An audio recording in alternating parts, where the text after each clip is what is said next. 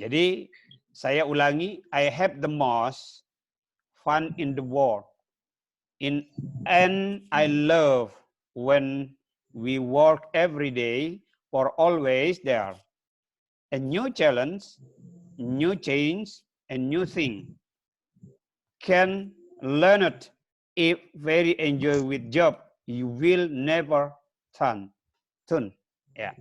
Jadi itu adalah kalimat yang dikemukakan oleh Bill Gates sebagai seorang entrepreneurship dan sebagai pendiri Microsoft Incorporation. Dia mengatakan begini dalam terjemahan yang saya sederhanakan saja. Saya memiliki pekerjaan yang paling fun di dunia dan saya mencintai saat pergi bekerja. Setiap hari karena selalu ada tantangan baru, kesempatan baru, dan hal baru yang bisa dipelajari. Kalau sangat enjoy dengan pekerjaan, Anda tidak akan pernah lelah. Jadi kalau Anda bekerja dengan cara enjoy, maka yakin percaya bahwa Anda tidak akan pernah lelah berhadapan dengan itu. Oke, anak-anakku sekalian yang saya hormati,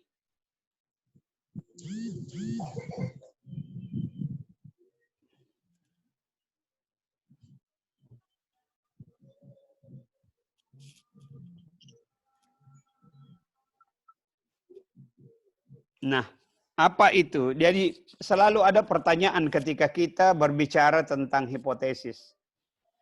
Apakah semua penelitian membutuhkan hipotesis? Tentu kita bisa menjawab ketika kita memahami dalam konteks penelitian bahwa hipotesis itu hanya dibutuhkan untuk penelitian-penelitian yang berkaitan dengan penelitian kuantitatif. Sementara penelitian kualitatif atau penelitian kepustakaan itu tidak butuh hipotesis. Nah, jadi asumsi kita hari ini adalah belajar tentang metode penelitian kuantitatif. Maka kita butuh tentang hipotesis. Kenapa penting untuk kita pahami hipotesis itu? Jadi bagi peneliti kuantitatif, karena hipotesis itu membantu dan menuntun di dalam memahami kejadian dan peristiwa yang akan diteliti. Yang kedua, bahwa hipotesis itu penting karena atau dibutuhkan karena prediksi tentang fenomena. Yang ketiga, disebut sebagai jawaban tentatif dan bersifat sementara terhadap masalah penelitian. Serta pegangan dalam menentukan kegiatan selanjutnya. Maka, menurut Frankel dan Whelan, dia katakan begini, a tentative, reasonable, testable assertion regarding the occurrence of certain behavior, phenomena or event, jadi fenomena dan kegiatan-kegiatan, and prediction of study outcome. Artinya apa? Bahwa suatu pernyataan yang bersifat tentatif, kemudian masuk akal, jadi testable, ascertain. Jadi masuk akal dan dapat diuji. Jadi hipotesis itu yang kita buat, itu harus mampu diuji, harus mampu dibuktikan. Persoalannya nanti terbukti atau tidak, itu persoalan lain. Yang penting kita harus menguji hipotesis atau jawaban sementara yang kita kemukakan. Mengenai terjadinya perilaku, fenomena atau peristiwa tertentu. Prediksi hasil studi. Nah, itu yang harus dipahami oleh anak-anakku semua. Nah, karena itu, untuk dapat mengungkapkan hipotesis dengan benar, maka peneliti harus memahami terlebih dahulu pola hubungan yang terdapat dan mungkin terjadi dari variabel-variabel yang ada. Nah, misalnya kalau kita katakan variabel X dan variabel Y. Nah, maka kita harus memahami terlebih dahulu dengan landasan teori-teori yang kita sudah pelajari, teori-teori yang kita gunakan, kita sudah bisa memprediksi, bisa mengemukakan sesuatu bahwa hubungan antara variabel X dan variabel Y itu apakah dia berhubungan positif atau berhubungan negatif. Itu harus dipahami. Sehingga nanti jawaban hipotesis yang kita kemukakan itu kita mengatakan berdasarkan teori tadi bahwa variabel X memiliki pengaruh positif dan signifikan misalnya, atau pengaruh negatif dan signifikan. Boleh jadi seperti itu. Ada juga jawaban berpengaruh positif tidak signifikan atau berpengaruh negatif tidak signifikan. Nah, bisa jadi seperti itu. Nah, tergantung dari teori-teori yang Anda gunakan. Nah, maka kalau dia hanya dua variabel, maka ini biasa disebut dengan hubungan variabel ini adalah hubungan asimetris. Menunjuk dan dapat dikatakan pengaruh. Kemudian hubungan simetris tidak menyatakan pengaruh. Maka biasanya kalau dia menunjukkan pengaruh, maka gambaran yang kita buat atau kotak-kotak yang kita buat variabel X ke variabel Y, maka dihubungkan oleh garis lurus, panah, tanda panah dari arah X ke Y, ke Y. Maka itu dikatakan ada pengaruh. Sementara ketika hubungan itu kita buat dalam bentuk garis lengkung, jadi kita buat hubungan itu artinya dari X ke Y kita buat lengkung, maka itu gambaran garis lengkung itu menggambarkan bahwa tidak ada hubungan atau tidak ada pengaruh. Jadi lagi-lagi saya selalu mengatakan bahwa menarik garis dari variabel X ke variabel Y itu bukan asal narik. Tapi seluruh garis yang kita tarik itu memiliki makna, memiliki arti.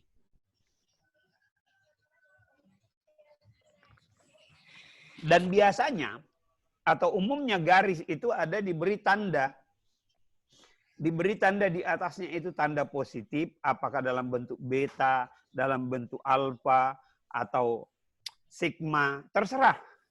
Simbol-simbol yang Anda mau pakai itu dalam bentuk seperti apa. Misalnya, yang mana yang disebut dengan hubungan yang tidak pengaruh. Misalnya panen jagung di satu sisi dan panen kedelai di satu sisi. Tidak ada pengaruhnya. Walaupun dua-duanya dalam kegiatan panen. Ya. Nah kemudian, ya gambar dua, variabel 1 ke variabel 2 itu tidak dapat diinterpretasikan variabel 1 mempengaruhi variabel 2. Sebab keduanya setara sehingga tidak mungkin memberikan kontribusi.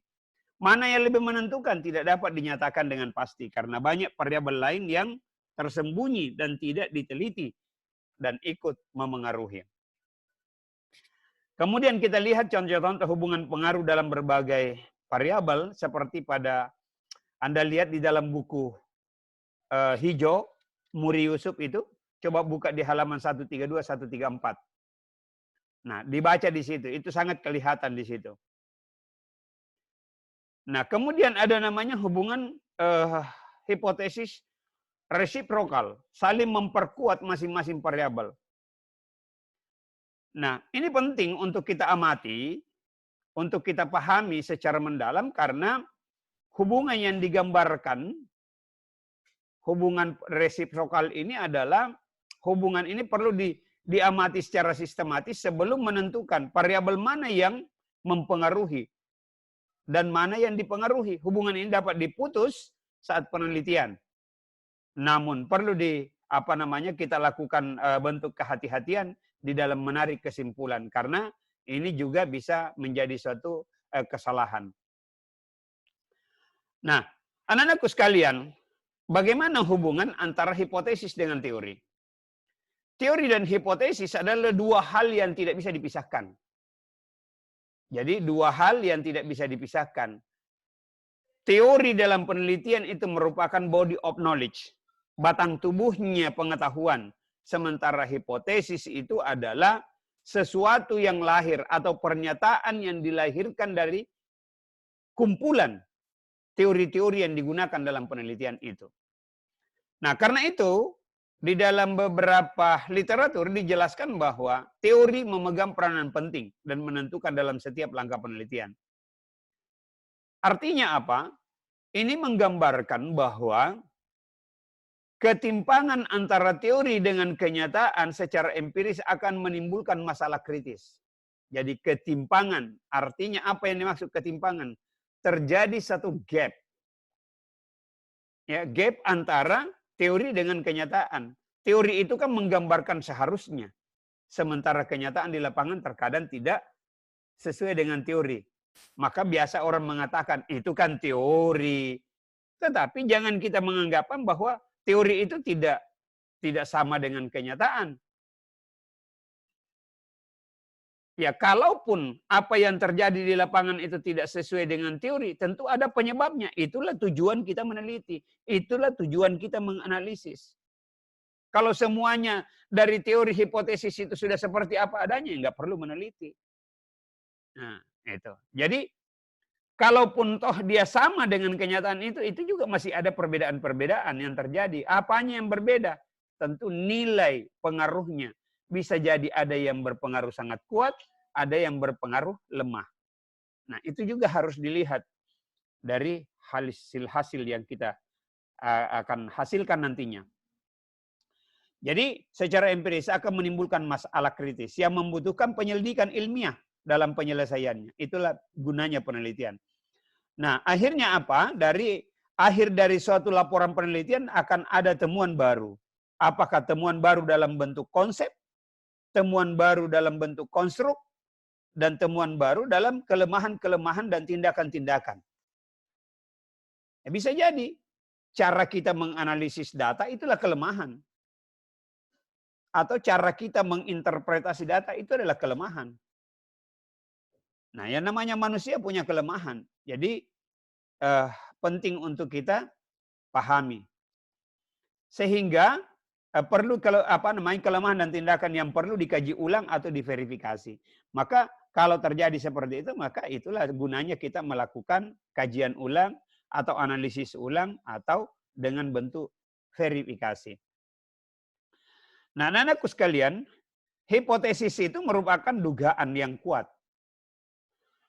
dan bersifat sementara atas suatu masalah sehingga perlu disandarkan pada teori. Jadi, lagi-lagi saya sudah mengulang tadi bahwa lahirnya sebuah anggapan dasar atau yang bersifat tentatif yang disebut dengan hipotesis itu adalah tidak dalam bentuk ujuk-ujuk begitu muncul. Tetapi hipotesis itu lahir dari kumpulan teori-teori yang kita gunakan, yang kita jadikan landasan dalam berpikir dalam penelitian itu.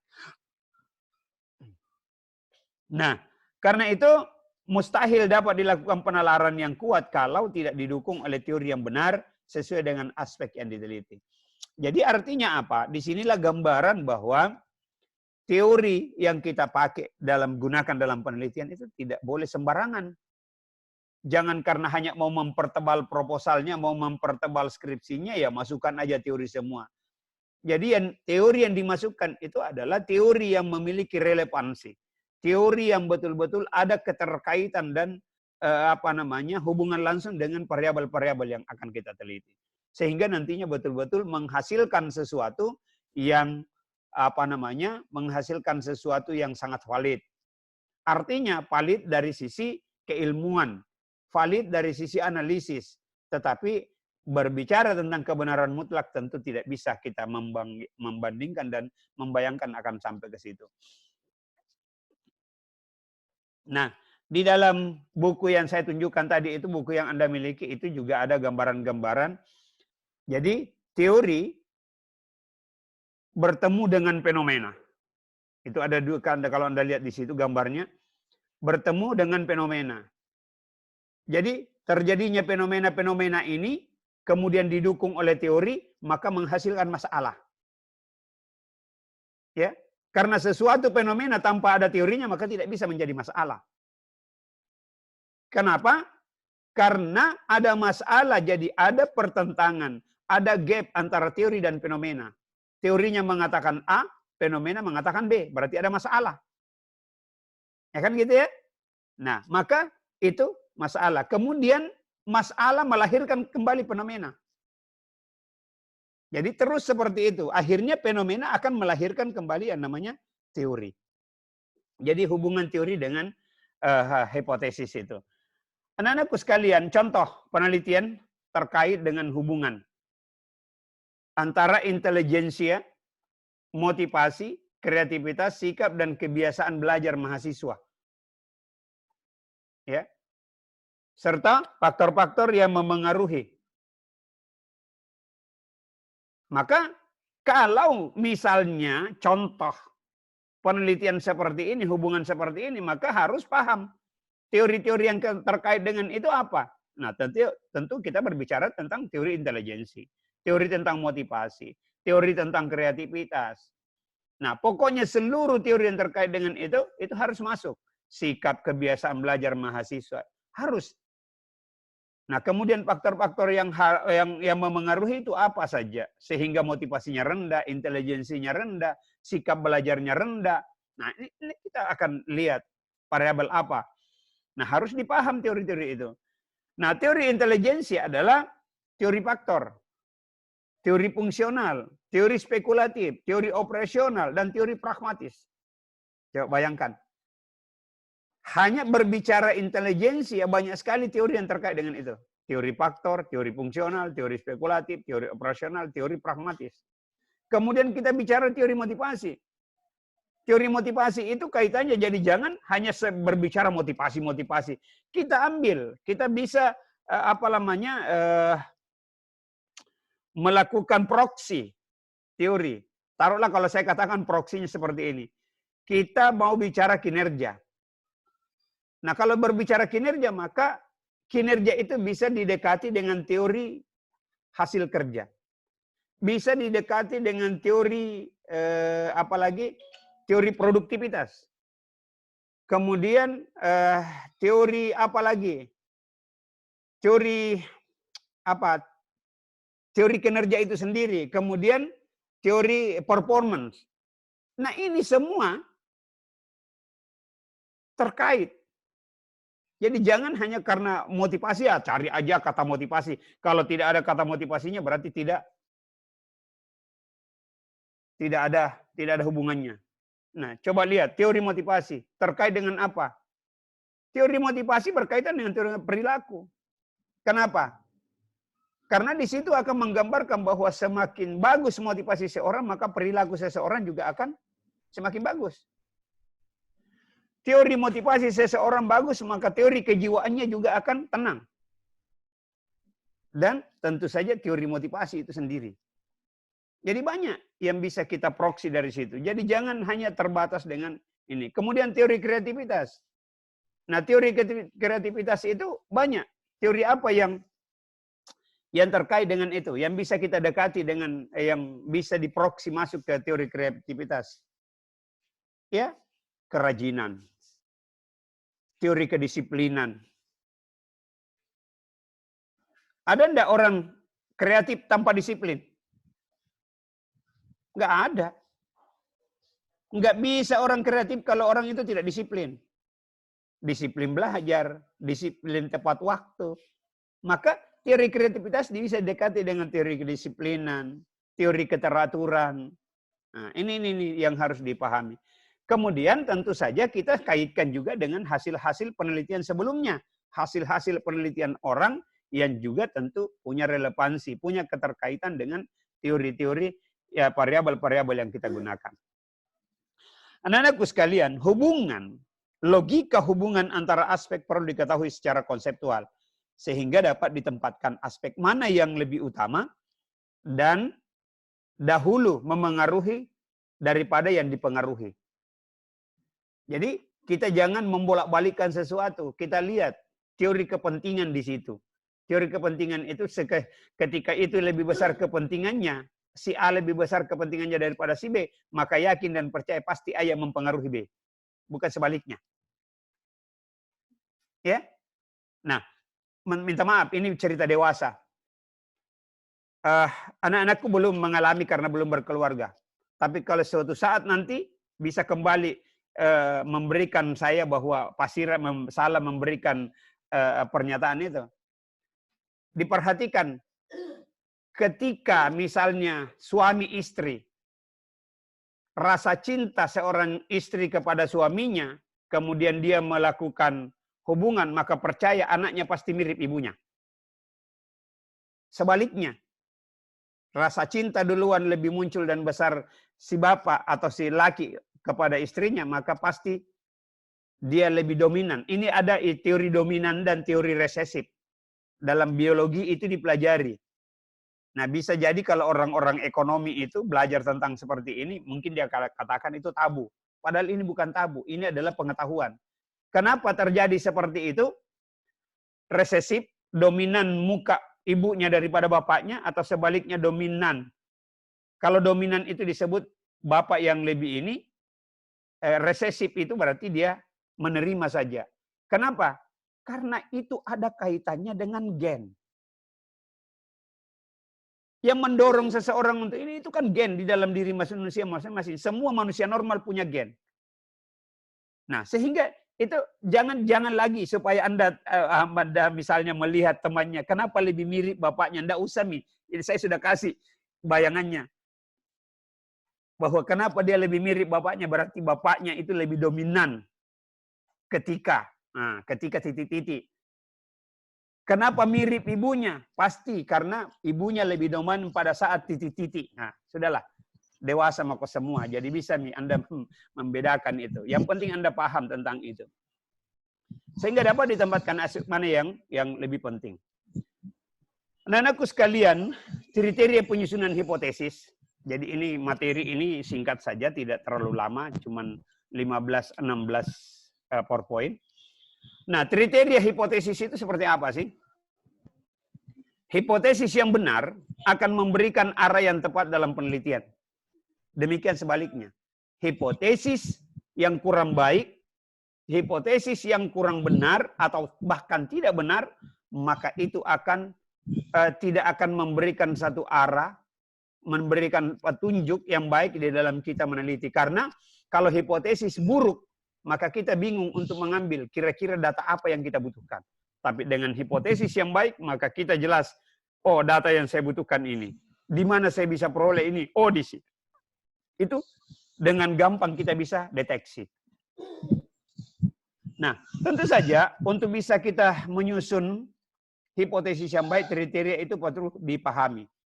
Nah, kriteria yang dapat digunakan dalam perumusan dan penyusunan hipotesis yang benar, yaitu pertama, ya, hipotesis hendaknya menyatakan minimal, ya, dengar, hipotesis hendaknya menyatakan hubungan minimal 2 variabel, minimal 2 variabel, berarti boleh lebih, tidak boleh kurang dari 2. Itu maknanya kalau dikatakan minimal. Jadi boleh 2, tapi kurang dari 2 tidak boleh. Lebih dari 2 boleh. Ya. Kemudian kita ambil contoh. Misalnya kita ambil 2 variabel, kemalasan dan variabel kemiskinan. Ada enggak hubungan? Pasti ada hubungan. Enggak mungkin orang bisa menjadi kaya kalau malas. Rajin aja belum tentu jadi kaya, apalagi kalau malas. Maka kemalasan itu pasti ada hubungan positif dengan kemiskinan. Nah, sebelum peneliti menyatakan hubungan antar variabel dengan penalaran yang jernih dan kuat, maka terlebih dahulu menempatkan bagaimana hubungan di antara variabel itu. Apakah hubungan simetris atau asimetris? Kemudian tunjukkan di dalam hipotesis. Dibuatlah hipotesis itu, kemudian dibuat gambarannya. Jadi hubungan kotak A dengan kotak B, itu hubungan. Nah, maka hipotesis menggambarkan di situ. Maka berilah simbol-simbol di situ. Kemudian selanjutnya anak-anakku sekalian yang saya hormati, yang berikutnya adalah hipotesis harus jelas secara konseptual. artinya apa? Hipotesis yang dimaksudkan harus jelas secara konseptual bahwa seluruh hipotesis yang kita kemukakan, hipotesis X-nya dan hipotesis Y-nya harus didukung dan mempunyai landasan teori yang jelas. Apakah teori berdasarkan textbook atau teori berdasarkan hasil penelitian orang? Ya, jadi ini yang perlu dipahami oleh anak-anakku semua. Yang berikutnya, hipotesis yang baik itu dapat diuji secara empiris, kemudian didukung data. Nah, ada hipotesis baik, tapi tidak ada datanya. Terus, yang mau diuji apa? Ya. Jadi bisa jadi hipotesisnya, menyusun hipotesisnya bagus, tapi tidak ada datanya. Maka itu bukan hipotesis yang baik. Hipotesis jelek itu. Kemudian yang berikutnya, hipotesis harus spesifik. Apa yang dimaksud spesifik? Sudah tadi jelas, dia harus spesifik lagi. Artinya, dia mengarahkan dan menunjukkan kita arah yang fokus. Tidak neko-neko, tidak macam-macam, tapi dia fokus. Itu yang dimaksud spesifik. Yang berikutnya, hipotesis dapat dibuktikan dengan teknik yang tersedia. Artinya hipotesisnya itu bisa diuji, bisa dibuktikan karena alat analisis yang akan digunakan itu tersedia adanya. Kemudian yang berikutnya adalah hipotesis hendaknya bersumber dari teori. Nah, jadi lagi, saya ulang lagi. Hipotesis harus bersumber dari teori. Artinya, hipotesis yang kita buat, hipotesis yang kita kemukakan, landasannya teori dan bersumber dari teori. Kemudian, hipotesis harus bebas nilai. Jadi, apa yang dimaksudkan dengan bebas nilai? Hipotesis yang kita buat itu bukan hipotesis buatan-buatan, tapi memang hipotesis sesungguhnya, bukan hipotesis pesanan. Karena kalau tidak hipotesis itu tidak bebas nilai, berarti ada kepentingan berbicara di situ. Saya maunya begini karena ada pesanan seperti ini. Itu artinya tidak bebas nilai. Tapi hipotesisnya memang mengatakan sudah selesai. Jangan direkayasa. Karena kalau tidak bebas nilai, maka ketika tidak terbukti apa adanya, tidak terbukti seperti apa yang kita inginkan, maka kita bisa saja terjebak di dalam kegiatan melakukan rekayasa data. Rekayasa data itu artinya kita sudah melakukan manipulasi. Kita merekayasa, membuat-buat datanya. Akhirnya apa? Hasil yang kita peroleh bisa tercapai sesuai dengan keinginan. Padahal realitanya tidak seperti itu.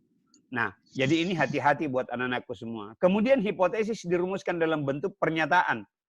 Sederhana dan operasional. Artinya apa?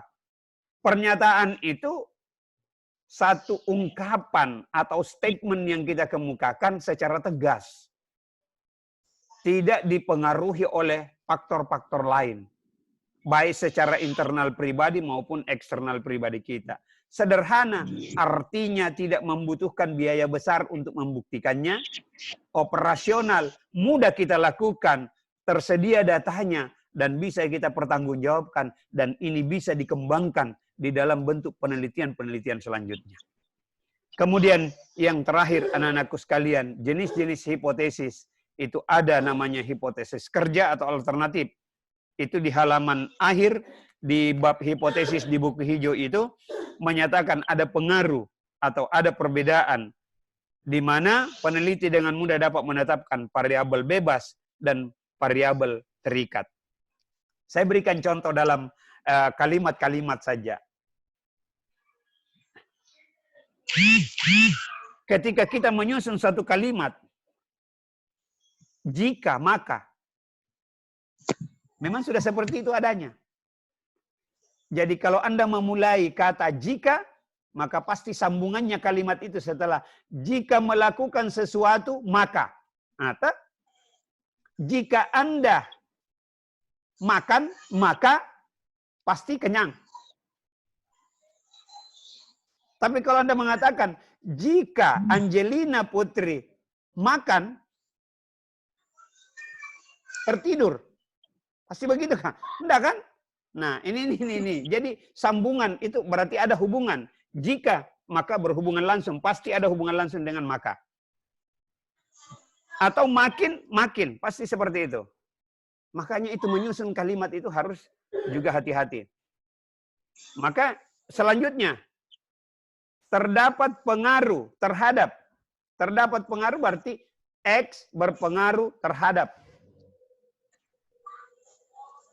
Tetapi ketika saya rubah, kemudian saya kepentingan, kira-kira ada enggak hubungan antara makan coto dengan peluru? Jadi, jika makan coto banyak, maka penjualan peluru meningkat. Betulkah seperti itu? Bisa?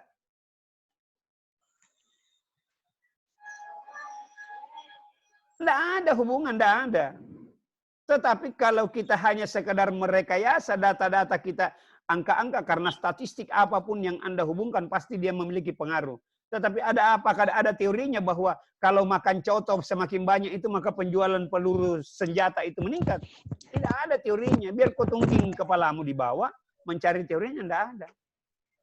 Nah itulah gambaran-gambaran yang perlu anak-anakku. Kemudian ada hipotesis nol. Hipotesis nol adalah menggambarkan bahwa hipotesis itu tidak memiliki atau tidak ada pengaruh atau perbedaan antara kedua objek yang diteliti. Ya tadi yang saya maksudkan. Pengaruh makan coto dengan terhadap penjualan peluru itu hipotesis nol yang bermain di situ. Tidak ada pengaruh, tidak ada perbedaan. Nah, saya kira inilah penting untuk dipahami. Tentu saja apa yang saya sampaikan ini karena lagi-lagi saya katakan waktu kita hanya 40 menit, maka saya mempersingkat dan untuk membaca saya kira anak-anakku semua sudah memiliki. Angelina sudah punya buku kan? Halo?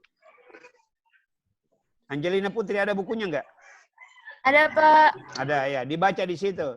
Selvianti ada bukunya enggak? Ada, Pak. Ada. Ada, Pak. Jadi silahkan dibaca buku itu, kemudian berkaitan dengan materi silahkan diambil nanti melalui melalui WA. Ada beberapa hal. Jadi anak-anakku sekalian ini penting untuk